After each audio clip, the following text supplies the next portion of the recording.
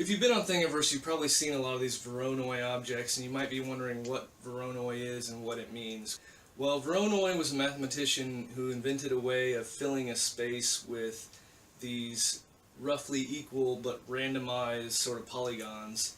And it just so happens that when you create a 3D object using that technique, it looks really cool.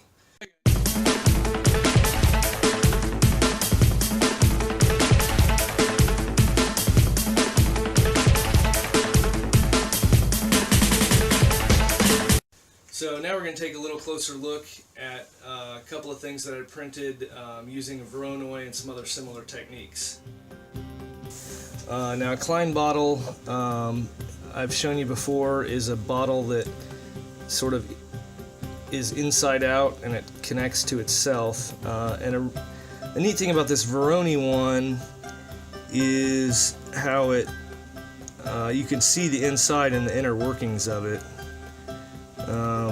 Now Voronoi is a technique you can do in Mesh Mixer where you basically divide your object up into large polygons, and then you'll run some filters on it where it'll turn those polygons turn the edges of the polygons into three-dimensional edges, and then you export your mesh and you get something like this, which is really cool because Voronoi stuff for the most part prints without needing any support, and it looks cool, and it's actually a pretty strong shape in the end too.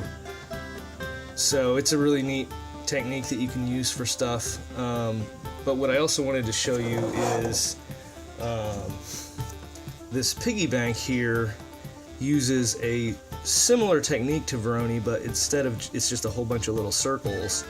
When you put that all together, it actually creates a really strong shape and looks really cool. Another place you might have seen a similar technique, this is a part from the 3D printed nest birdhouse that most everybody has seen. If not, you should check it out on Thingiverse, and they have their own website and everything too. It's a pretty neat little birdhouse. Then there's a perch part that goes on here, and then this, I haven't cleaned all the support off of this yet, but this eventually sticks to a window, you know, and then you can see the birds as they come up, but it allows you to be able to see through it, but yet it's still a pretty strong structure. So even if you don't have you know, transparent filament, you can use any kind of opaque filament and come up with something like this. So those are three different techniques, you know, for doing different types of Voronoi structures, and just wanted to kind of show you the different ones that are out there, and maybe you can incorporate some of these ideas into your own designs. I want to thank you for tuning in to the show today, and I encourage you, if you enjoyed what you saw, give me a subscribe, give me a thumbs up, and don't forget to follow me on social media, and don't forget to check out my other videos, and keep printing, keep making, and keep rocking on.